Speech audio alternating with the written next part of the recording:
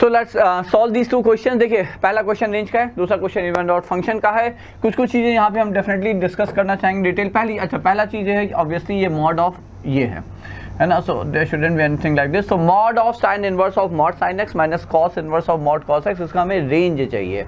ठीक है, तो देखिए एक एक स्टेप में बढ़ते हैं। सबसे पहले ये जानते हैं कि cos inverse of mod cos x क्या लगता है बच्चों, पीरियोडिक फंक्शन है या नहीं है, और यदि पीरियोडिक है तो इसका फंडामेंटल पीरियड कितना है। तो yes, it's a periodic function and its fundamental period is nothing but pi.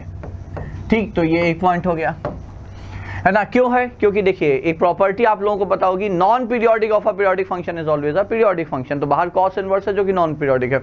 Mod cos x आपका पीरियोडिक है जिसका फंडामेंटल पीरियड आपका फिर पाई हो जाता है। So it's a periodic function, fundamental period इसका पाई है। इसी तरह से sign inverse of mod sign, फिर से मॉड साइन एक्स, फिर से वही कहानी है। साइन इनवर्स आपका नॉन पीरियोडिक है, मॉड साइन आपका पीरियोडिक है।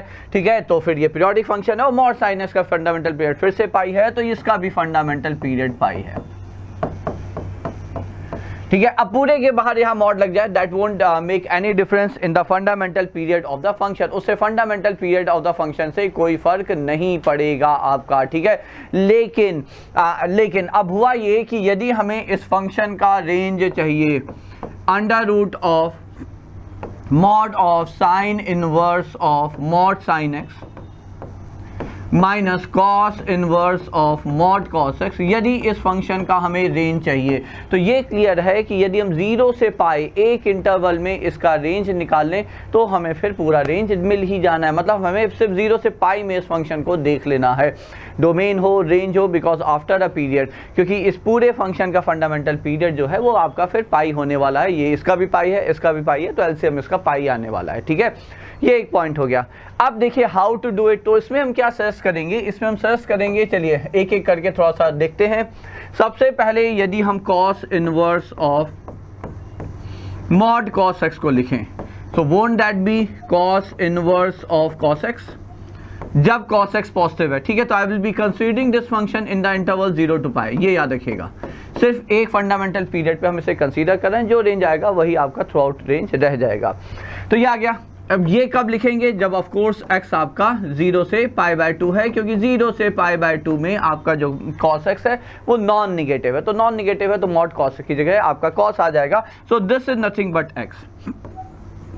जब x आपका 0 से π/2 है तो cos inverse mod cos x is nothing but x, and this is equal to cos inverse of minus cos x। कब, जब x आपका π/2 से पाई है, तो ये हो जाएगा when x is from π/2 to pi, isn't that? ठीक है, तो ये हो जाएगा जब x आपका π/2 से पाई है, और cos of minus t, cos inverse और दादा cos inverse of minus t क्या होता है बच्चों, cos inverse of minus t आपको पता होगा pi minus cos inverse of t, तो pi minus cos inverse of cos x, so this is nothing but x।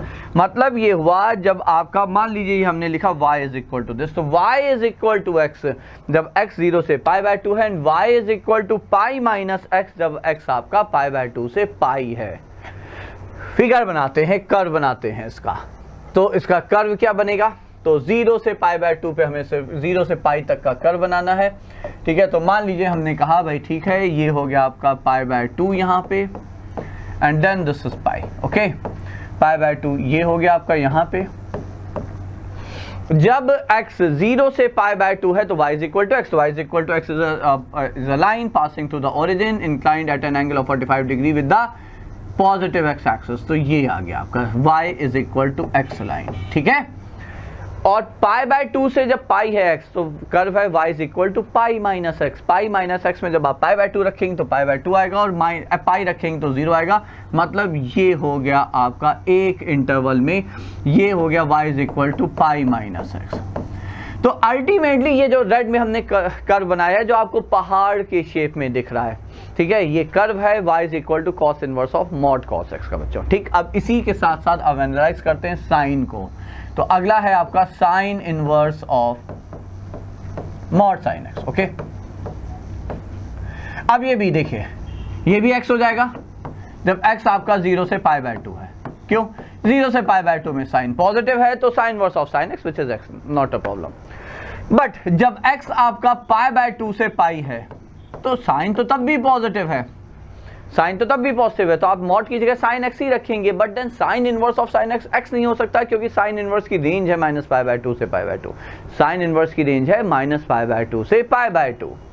ठीक है, तो इसका मतलब ये हुआ कि इन दैट केस अब आप प्रॉपर इसके आइडेंटिटीज का प्रयोग करते हुए देखिए, अच्छा लिखते हैं, यहाँ पे हम लिख देंगे sine inverse of sine x, but I can't write it as x because x आपका π/2 का एक्सीड कर रहा है, तो हमने इसे लिखा okay this is nothing but sine inverse of A, तो लिख ही सकते हैं sine pi minus theta is sine theta. ठीक है, अब जब यदि हम साइन और साइन इनवर्स हटा देंगे तो पाई माइनस एक्स आ जाएगा, और पाई माइनस एक्स जब एक्स π/2 से पाई है तो वो 0 से π/2 के बीच में ही है। अब यदि हम इसका कर्व प्लॉट करें तो एग्जैक्टली सेम आ रहा है, आ रहा है कि नहीं बच्चों? We are going to get the same curve. Now what does that mean? That means this thing minus that. अच्छा एक चीज और, अब इस पूरे के ऊपर मॉड का कोई पर्पस रह नहीं गया, क्योंकि 0 से पाई इसका एक फंडामेंटल पीरियड है, उस फंडामेंटल पीरियड में पॉजिटिव ही आया है, उस फंडामेंटल पीरियड में पॉजिटिव आया है, तो बाहर के मॉडुलस का जब आपका इनपुट पॉजिटिव है तो बाहर के मॉडुलस का कोई पर्पस नहीं है। ठीक है, तो इसका आंसर हो जाएगा, so range of f of x has only one point and that is 0। तो 0 is the only point you get here as the range of this function. So according to me the answer is 0 here. तो hopefully आप लोगों का भी यही answer आया होगा। अब अगले क्वेश्चन में चलते हैं। अगला क्वेश्चन छोटा सा एक क्वेश्चन है। देखिए एक्चुअली पर्पस जो इस सीरीज का ये है कि डिफरेंट टाइप ऑफ क्वेश्चन आपके सामने आ जाएं। ठीक है, जैसे एक पीरियोडिक फंक्शन हम लोगों ने देखा था √3f(x) वाला, उसी तरह से देखिए यहाँ पे आपको इस रिलेशन की हेल्प से डिटरमाइन करना है फंक्शन इवन है या ऑड है, जहाँ पे f0 इज नॉट इक्वल 0 है। ठीक है, तो सबसे पहले इस तरह के क्वेश्चन में वैसे भी एक पहला एस्पेक्ट होता है कि क्या हम f(0) की वैल्यू निकाल सकते हैं, because down the line you will understand कि it's really very useful in such type of questions where relation of the over the function is given. जहाँ पे इसको आप कहते हैं फंक्शनल इक्वेशन, जहाँ इस तरह की फंक्शनल इक्वेशन दी है उस तरह के क्वेश्चन में f(0) holds the key several many times. तो वैसे भी जब भी इस तरह का कोई क्वेश्चन आए सबसे पहले आपका अटेम्प्ट होना चाहिए टू गेट f(0). तो कैसे लाएंगे? तो देखिए सबसे पहले आप ये ट्राई करेंगे कि दो वेरिएबल है, दोनों को शून्य रख दीजिए। तो what you get here, you get 2 times f(0) in LHS and in RHS is 2 times f(0) whole square।